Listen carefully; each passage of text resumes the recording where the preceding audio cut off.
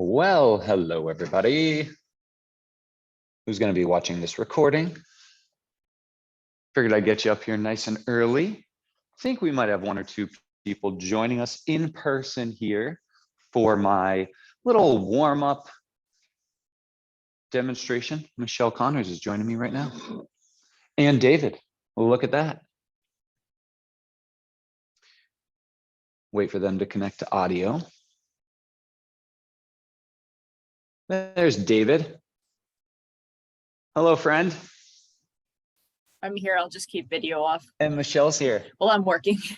Hey, that's fine. That's fine. I just started talking to nobody because I was figuring someone at some point. I know some people were interested in seeing the recording at least.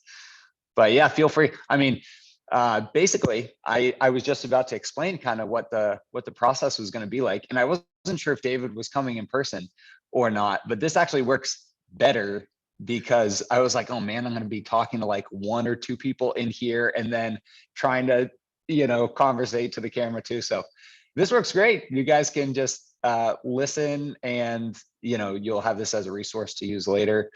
I know David's probably familiar with some of these things since he and I have been working together. No, I hope so.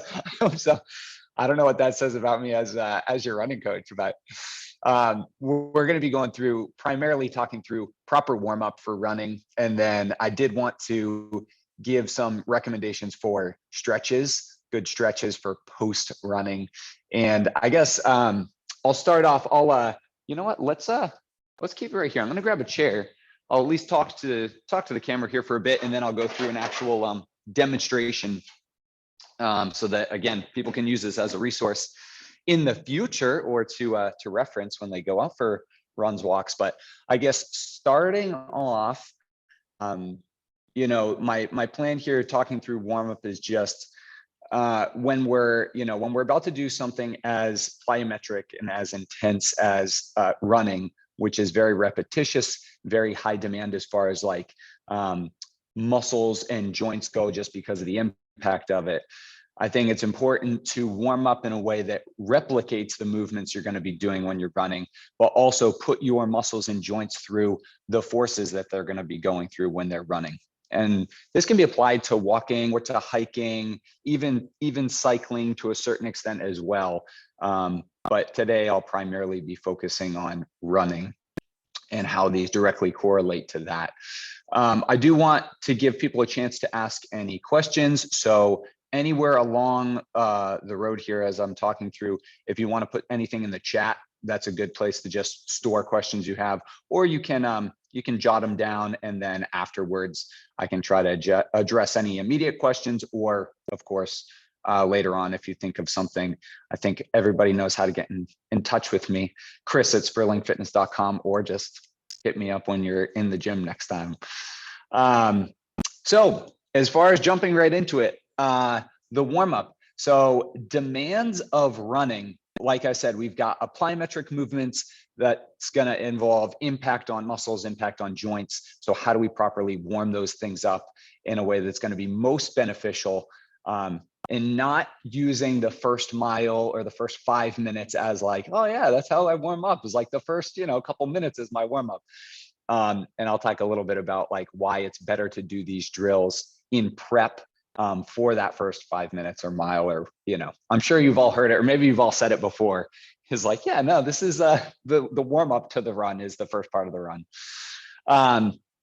So each of these exercises, as I go through, I'll be demonstrating them. I'll be talking through. You should be able to hear. I got the earpiece in, but just talking through how I encourage people to think of this as, head to toe, what limbs, what muscles are you going to be using when you run? And when you think about it, it's almost everything. You're using your calves, you're flexing at the ankles, you're using your hamstrings, hopefully pulling through on your strides. You're using your quads as you're pushing off through your strides. Your hip flexors are crucial for picking your knees up and then driving your legs back. Core, we know, stabilizes and transfers power from legs to arms and arms to legs. And then of course, arms, shoulders, you've got your arm swing movements. So those are important as well. So when we think and look at a warm up, we really should be thinking through all those joints and muscles and making sure that our warm-ups hit each of those. And how I like to do that with the runners I work with, and then personally too, is you hitting those muscle groups, but in a way that's going to be mimicked with the running pattern. So I'll jump into the demonstration portion of this now. I've got a list of 1, 2, 3, 4, 5, 6, 7 warm-ups. And I wouldn't necessarily say these are things you have to go through in this order per se, but I'll explain why I do them in this order. And you know, there may be 1 or 2 warm-up drills that you find work really well for you, better than these ones do. So I don't think this is like the perfect warm-up for, you know, your pre-run routine, although that'd be great clickbait. I hate clickbait. So starting off, we're gonna start off with a combination of 2 stretches and activation exercises that can be kind of difficult. And so I'll show you some ways to, I guess, regress them if they're a little bit too tough for you. But this first one is a heel to butt stretch with a single leg deadlift. So most runners and a lot of athletes know this kind of standard, like pick the foot up, pull the heel to the butt. I think an important piece of this is making sure that your knees are close together, just so that we're not, you know, pulling out here at the hip, straining the adductors at all. We'll get to warming up those in a little bit. But this is kind of the simple heel to butt stretch, which can be good as a static stretch. But when we're looking at a more practical dynamic warm up, we want these exercises to be, to get blood flow to the muscles, to start to increase the heart rate, compared to a post run stretch where we're working on relaxing, just keep trying to stretch the muscles out because they've just been worked.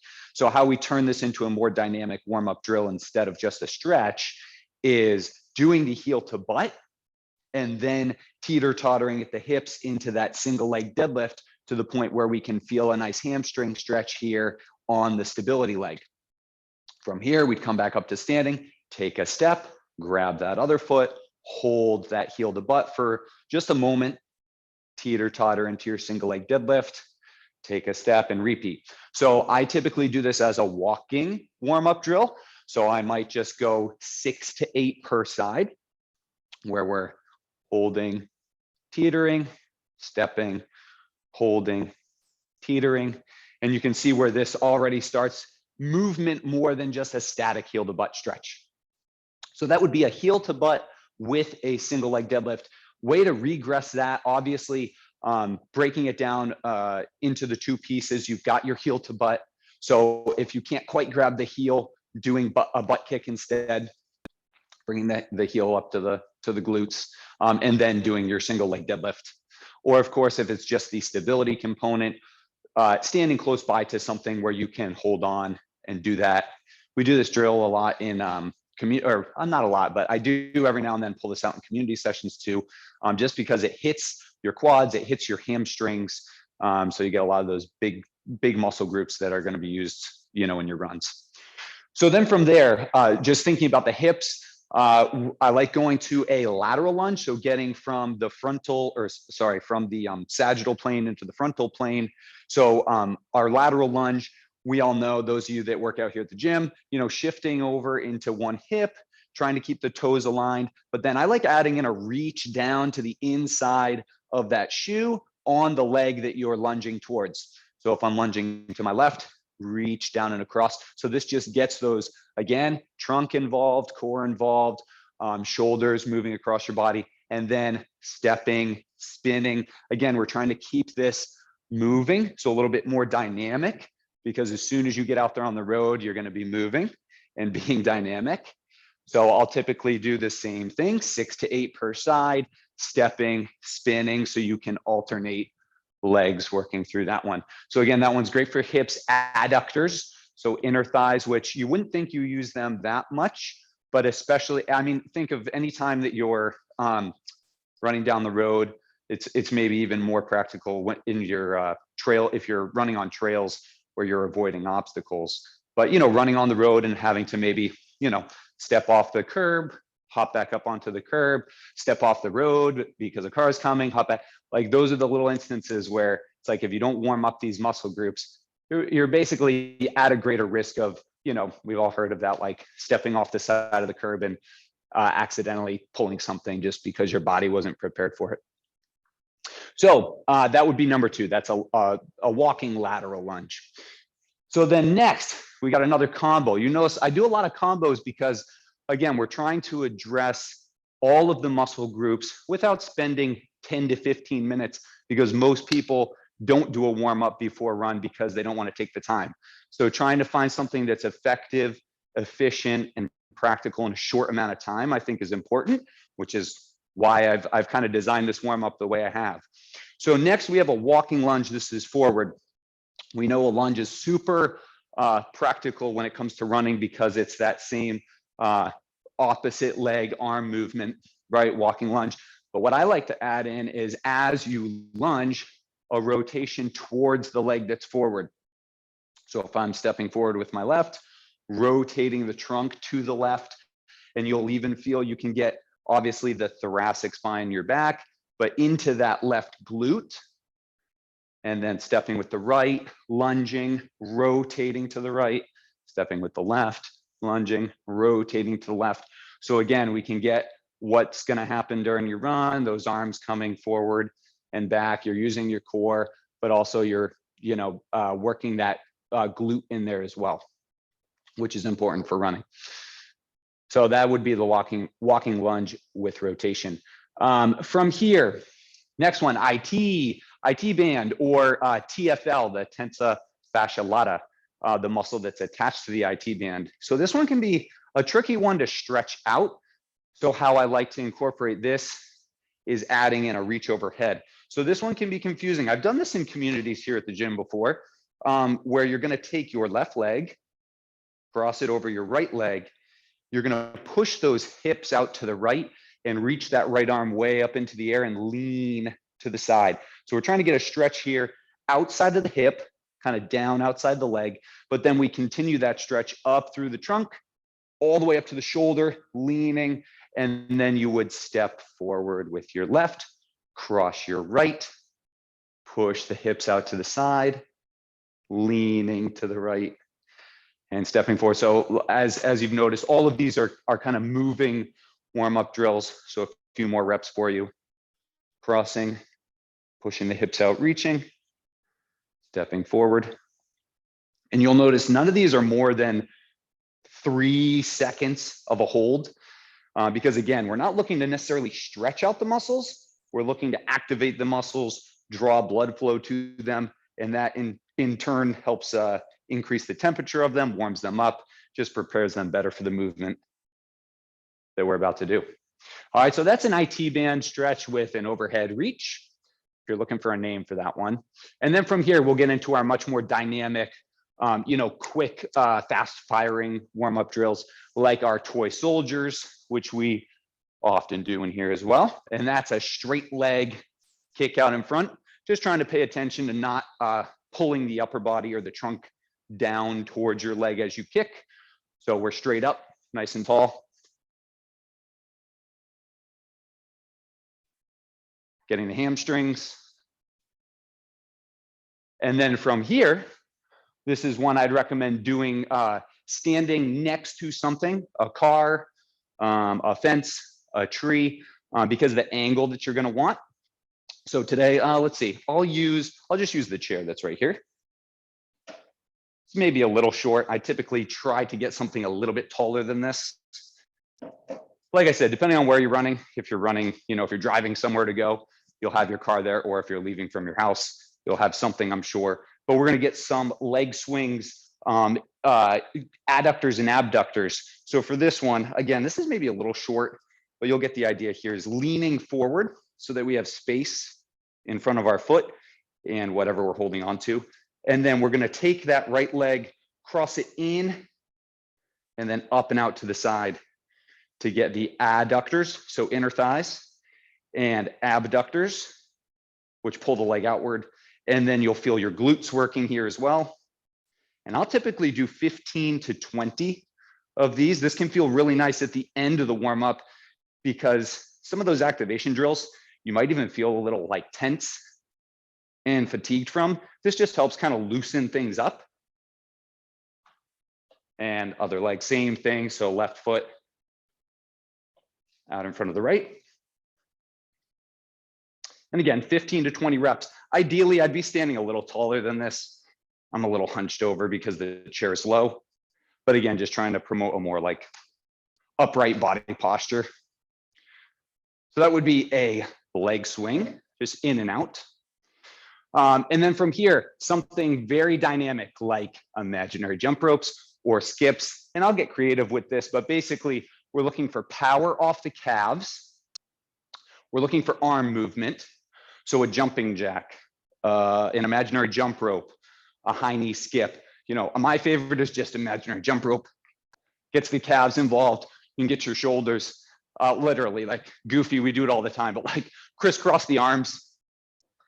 All right. But getting the shoulders involved too. Same with the jumping jack. You know, you're going overhead. Seal jacks where you're coming in front. Something that's going to get the shoulders, get the calves, and you can hear it from my breathing, get your heart rate up a little bit. All right, so hopefully blood's pumping now through everything. By the time you get through those 7 exercises, you should feel like thinking through doing kind of your checklist from your feet up to your calves, up to your hamstrings, your glutes, your quads, your core, your shoulders. Pretty much everything should feel like it's gotten movement, it's gotten warmed up. And then again, heart rate wise, you know, depending on how you feel after those first 6, when you get to the jump ropes, I'll do anywhere from 20 to 50 sometimes. Or maybe you pick 2 and maybe you're doing the imaginary jump ropes for 20 and then you're doing just some skips in place. We know skips can be really effective because it kind of over exaggerates the movement pattern that running is, where it's opposite leg and an arm, but you still get that explosive nature off the calves too. So that is a dynamic warm up that I've found over the years has worked really well for myself and some of the runners that I've coached in the past. Like I mentioned earlier, it's not that these things are going to be perfect for everybody. And you may find that there's an exercise here or there that works better for you than one of these. There's plenty more, and you'll see, you know, if you've ever been to a race or even just the local track, like you'll see all sorts of different warm-up drills being done. Sometimes that's because people have found that, oh, this works really well for me. Sometimes it's people that they're like, I don't know, I just saw that guy doing it and I figured it was good. So I think it's good to have some context and maybe a reason why you're doing each of these things.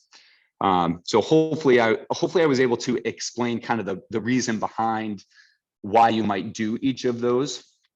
And then from there, you know, as you're walking or running, if you know, as you've learned, you know, what your body maybe feels pre-run or during or even post-run where you're typically sore, those are going to clue you into the areas that maybe you do want to spend a little more time warming up the hips, because your hips are always feeling really tight beforehand.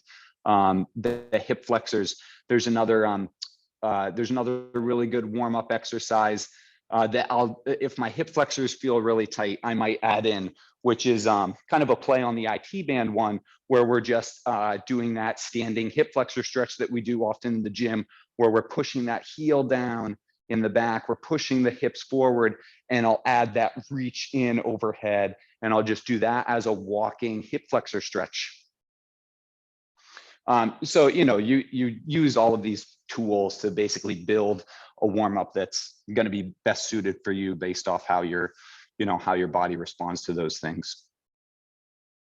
Dr. Kaufman in the house. Hey, Chris. How you doing?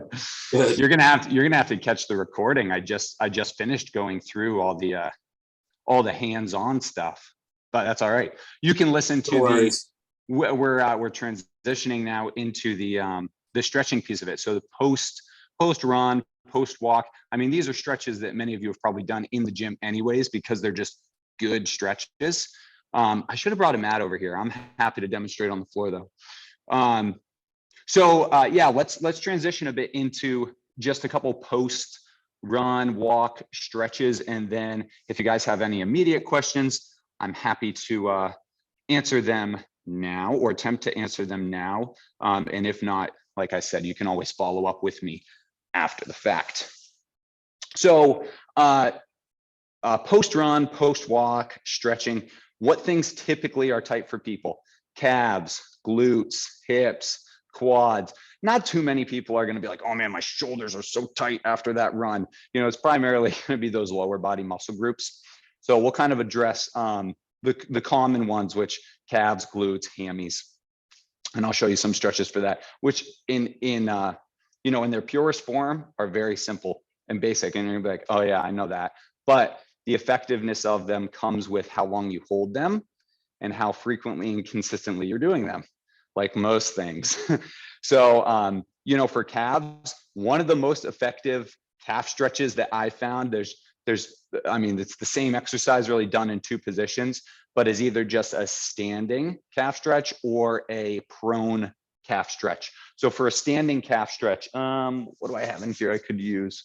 Everyone's going to know this one, but a standing calf stretch is where we're, standing on the edge of a curb with our toes elevated up, heels down on the ground, legs are straight. We're standing there. You want slight, we say slight discomfort with a stretch, enough so that you can feel, but then I would encourage you to hold for at least a minute, 2 minutes if you can. All right, so increasing the duration, standing there for 30 seconds, will it stretch it out? Yeah. Will it return probably right back to its original length afterwards? Yeah, probably. So part of that's the repetition of it, the frequency at which you're doing it. But then also we know that, stretching really when you get into those minute long increments is where they've noticed the difference and what that does to long-term like muscle length and all that. So yeah, standing calf stretch. And then similar, the prone calf stretch would just be down in kind of that high plank position. Again, I think most of you will recognize this or have seen this. It's a little bit harder because, you're having to hold your body position up. But we're just going in like a high plank, crossing one foot over onto the other, and then trying to keep the leg straight as we push the heel down towards the ground. So pressing the heel down, just holding, breathing. Again, you can see where this one would be a little more difficult because you're having to hold your body up. But some people notice a difference, you don't have gravity acting towards you. You might find that you can get a little bit more ankle flexion in this way. But that would just be a static hold since we're looking to just try to lengthen muscles after they've been working where they tend to want to shorten and tighten. All right, so that would be the first one, calves. Second one is, hamstrings and glutes. So for hamstrings, many of you do these here at the gym. But hamstrings, one of my favorites to do, especially because you don't need any equipment. And let's see, I'll use the wall over to my left here. Would just be a wall supported hamstring stretch. You can do this. It actually works really well on like a doorpost because you can kind of sit in the doorway anywhere in your house where you don't care about putting your foot up on the wall. Since I'm in the gym here, I'm going to take my shoe off. But yeah, for this stretch here, we just want to be as close to the wall as we can handle. I typically go one leg at a time, but leg straight up towards the wall. And then again, like so many of our stretches, pulling the toes down towards your shins to stretch that calf out. And then the closer I scooch to the wall, the more of a hamstring stretch I'll feel. But same as the calf stretch, we're aiming to hold for at least a minute, 2-3 minutes per leg would be even better. And nothing against going with both legs at the same time. However, with a lot of these stretches afterwards, you might find that one side is going to be tighter than the other. And that's pretty common just because we know, our physiology isn't perfectly symmetrical. Our running gait and technique there is probably not perfectly symmetrical, even depending on the terrain you're running on. You very well could, the pitch of a track or the pitch of a road, if it's steep enough, you might feel tightness in one side more than the other. So breaking it down to one limb at a time allows you to get to that slightly uncomfortable position and hold it there for whatever that needs to be for each one. As opposed to the two, you're going to be limited by whichever one's tighter. So then favorite glute stretch post run has got to be the figure four. Some people prefer the pigeon stretch, which is another great one too. But the figure four, I think, just really allows you to get to the glute without putting so much pressure on the knee. A pigeon stretch can be a bit on the knee, just as far as the angle that your shin has to be on the floor. So for the figure four, laying here on your back, we're just going to take the right leg, cross it up over the left knee. And from here, sometimes if you're really tight, that might be enough. But from this position, we'll try to take that left leg, draw it up, kind of pulling with the knee. And then from here, you can grab behind the leg, or I typically grab the ankle and the knee of that right leg. And we're just gently pulling towards the chest. We're using the left leg to pull that ankle and foot in towards the chest. And we should be feeling a stretch in the outside of that right glute. And again, holding for at least a minute on each side. And then left leg would be same thing, cross the left foot onto the right, pull the right knee in. We can grab the ankle and the knee here. And again, one leg at a time. You're bound to have some slight differences, even in mobility, range of motion. So holding there and relaxing. So that'll get into that glute. All right. So there's that one. And then the kneeling hip flexor stretch. So hip flexors often are a tight muscle group in runners, because when you think about it, how often when you're out running or walking, are you picking your knees up? Hopefully with every step. So as you pull that knee up, you're shortening those hip flexors. And over time, a lot of us, myself included, our glutes tend to fatigue, or they're tired, or they're weak. So we don't get the full extension through the hips. So the hip flexors never really get fully stretched. They're just shortened. They get tight. And that's what often can pull your hips into this,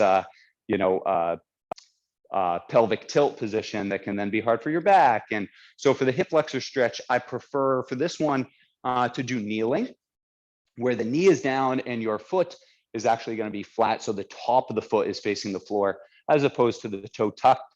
And that just takes the calf and the Achilles out of the equation. So if those are tight, they might limit how much you can get out of your hip flexor. So we'll keep the top of the foot down. And then we're going to step far forward with that opposite leg, so that we can really push the hips towards the back of that heel of the leg in front. Nice tall posture, because if we lean forward here, we're just taking away the stretch from this hip. So nice tall posture, and then breathing. And I've done this one before, and you may find this the case if you try it, where depending on how soon after your run you do this might actually cramp up your foot, the bottom of your foot. David's nodding. Just because you're putting that ankle in so much plantar flexion that it kind of shortens the muscles in the bottom of your feet. And we all know how much the feet work when you're running. So yeah, holding this one. So if that is the case, you may have to go to more of a spiked toe position, or just use that lacrosse ball or tennis ball to roll out the bottom of your feet before you do this one. But yeah, again, holding for a minute, just like all the other ones. That can be a really good one as well. The last one is a quad stretch. This one I do typically recommend having a pad for and something to hold on to. So again, I'll use my chair here to demonstrate. And then after this one, I will see if anyone has any immediate questions. I'm actually going to borrow this pillow for this one. So this one can be really tough because again, depending on how tight the hip flexors are, they're going to contribute to how much stretch you might be able to get from your quads. But we're going to start in that same kneeling position as the hip flexor stretch. But now we're going to grab the top of that back foot and pull the heel up to the butt. So we get that heel to butt stretch, very similar to the first warm-up drill we did. And then same deal, we're going to take that other leg, step way forward and lean. And you'll feel the difference here between this and the hip flexor stretch we just did, now we feel much more of that quad running down towards the knee. Whereas before, hopefully, if done correctly, we're feeling more right up here in the top of the hip. So again, if the hip flexors are tight, you very well could feel quite a bit of pull up towards the hip, but pulling that heel up towards the butt, really bending, flexing that knee as much as we can, will stretch out all the quads as well. And then we would hold this the same as the others, ideally at least a minute per side. So those are really the big areas of the body that post-run typically end up tight on people. Again, it's not to say you might not have tightness in the shoulders, or, you know, if depending on how much running you've done, you may have experienced like shoulder cramping or upper back cramping, you know, from your arm swings. So that does happen.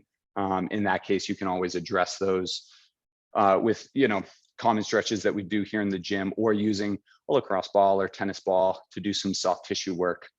But yeah, those are between the warm up and the cool down, those are kind of my go-tos. I use those with a lot of people when they recommend, or when they're asking for recommendations for warm up exercises or stretching. And yeah, I'd love to hear if you guys have any immediate questions or thoughts, that'd be great. And then we will have this on recording so you can reference it later. And I'd highly recommend giving all of them, at least some of them, a try before your next run or walk, and let me know how they feel. Anything from the three of you that are on? I guess I'm not going to get questions from anyone who's not on here. So any immediate questions from you three? So I'll ask a question. So you were talking about not many people with the upper body. So my entire problem with running has always been, I have a chronic pain in upper body. I've always wanted to be around, like, you know, at least try to run, get at least a mile in, and I just can't. So I get a lot that's like right in the, like, my left shoulder is kind of like, I don't know if it's like the latissimus dorsi area, the like armpit into the pec area, like just always seizes on me whenever so I don't know if it's just something I should avoid doing just because I have that problem, and maybe I'm just not meant to run, or if it's anything to do more specifically with stretching or even just form. I'm not sure. But yeah, if there's, I mean, always stretching it, but doesn't usually like to cooperate. Yeah, so that would be probably something, if you've attempted at stretching out the area that you know is tight beforehand, and then it still seems to pop up every time you attempt to run, then it could be tied to a form thing, just how your shoulder blades are moving, how your shoulder, you know, how your humerus, like the upper arm bone is moving within your joint. Maybe it is causing those muscles to get pulled in a way that tightens them up quickly. So yeah, that could be a running form related thing. Or, you know, there might be, depending on what sorts of stretches you're doing ahead of time or warm-ups, you know, that might be something that we can explore to figure out, you know, some specific things. It will likely be a little bit of like a trial process of, okay, well, let's try this and let's try that. But yeah, I'd love to talk to you more about that in person and see if we can't figure out, you know, a solution to, especially if you're wanting to go out and run. You know, I never like hearing people like, well, I guess I'll just never be a runner, you know. And, you know, there are some cases where, you know, maybe your body's at a point where, you know, it just can't because of, you know, previous injury or whatnot. But I like to explore all the possibilities for solution before we get to that point. Yeah. All right. Thank you. Yeah. Is the warm up really that important, Chris? Or if I'm stretched for time, can I just skip it and get my 5-minute run in and call it good? Or should I actually run by 5 minutes and actually do the warm up? For the people that are like always pressed for time, which is like almost all of us. Yeah. So it was not too long ago that I can't remember if I posted it in our group or if I just posted it on my social media, but I truly believe if you take 5 minutes away from your run to do your warm up, and again, I don't even think it necessarily has to be 5 minutes. I think if you practice these and go through these, you'll find you can probably get through them in 3.5, 4 minutes. But even if it's 5, I think, you know, if you only had time for a 20-minute run, and it meant warming up for 5 minutes and doing 15 minutes running instead, that 15-minute run is going to be so much more effective. It's going to feel better. Your body mechanics are going to move better, which means you're probably going to be less sore. You're going to be less tight afterwards, all because of the warm up. So I feel like it's definitely worth it and not worth skipping, even for those few reasons alone. Is, you know, there have been countless times that I've skipped warm up and gone out for runs. And I think the more you run, the more you become in tune with what your body needs for warm up. And there's been some days where I'm like, yeah, I feel pretty loose. I don't, and I'm pressed for time. I don't feel like I have to. And some days you can get away with that and you're like, yeah, I felt fine. More often than not, I'm feeling at some point throughout the run like, yeah, things are tightening up that I know probably wouldn't have if I'd taken a few minutes to stretch them out. So I can say in a positive light, I have been very specifically focused on warming up before my runs, no matter what, for probably the past year or so. And I feel like I've noticed a huge difference. And I've been running for a while now. So for what that's worth.